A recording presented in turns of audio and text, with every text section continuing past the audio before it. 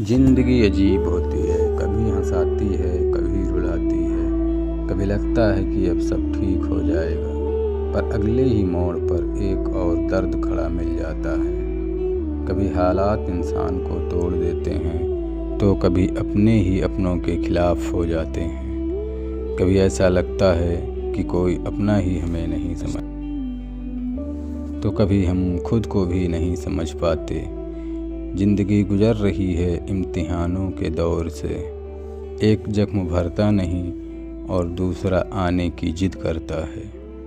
कभी लगता है कि अब सब ठीक हो जाएगा, पर अगले ही मोड़ पर एक और दर्द इंतज़ार करता है। कभी कभी सबसे बड़ा दर्द वो नहीं होता जो किसी ने दिया, बल्कि वो होता है जब हमें एहसास होता है कि हमने ही गलत इंसान पर इतना भरोसा कर लिया था, जो हमारी भावनाओं की कद्र करना ही नहीं जानता था।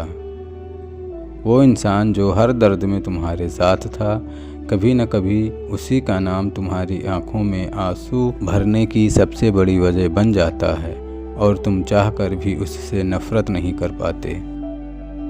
कभी कभी ज़िंदगी में ऐसे हालात आते हैं जब हम अपने ही जज्बातों के सबसे बड़े दुश्मन बन जाते हैं, क्योंकि हमें पता होता है कि अगर हम उन्हें महसूस करने लगे तो हम खुद ही टूट जाएंगे।